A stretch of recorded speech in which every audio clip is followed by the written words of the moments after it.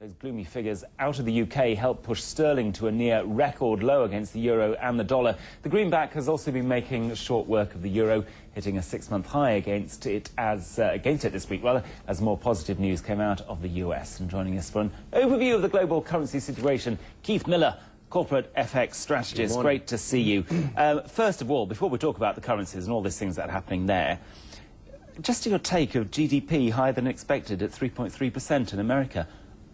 Everybody was caught out by that. Well, what's going on? What do you make They of that? were completely.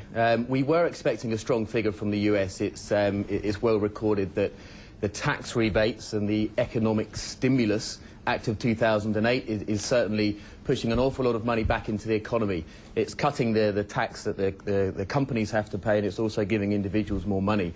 Also, exports have been boosted by the weak dollar, and of course in Q2 2008 that was all happening, and that's the reflection, and we've seen that strong figure.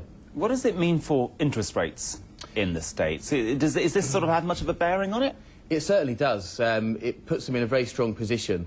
Their inflation is up at 5.6%, and that directly says that they should be raising interest rates. And with a GDP of 3.3%, that paves the way for an interest rate increase. The only question is when that's going to happen.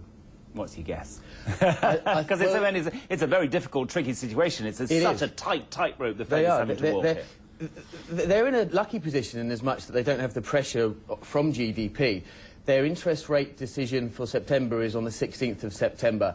Although I don't believe they're going to raise their interest rates then, I think they're going to give a very clear indication as to when they do, and I expect we can see that in October or November. Now, what about the rise of the dollar? It's jumped more than 5% against the euro this month. The pound has fallen massively against the dollar as well. I was just wondering whether this is more of a less a vote of confidence in the US economy, more of a realisation perhaps that, actually, Europe, the United Kingdom, doing perhaps worse than we expected. We've said it many times before. On the US and the Fed, they reacted extremely quickly to the credit crisis. They took a massive gamble, and it looks as if that gamble is finally paying off.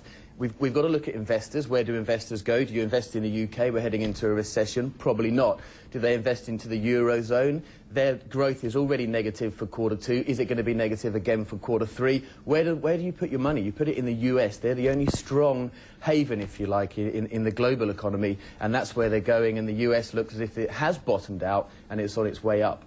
Well, we shall see, and we shall hold you to account, maybe, over the next few weeks. Keith Miller, great to talk to you. Thank you very much indeed.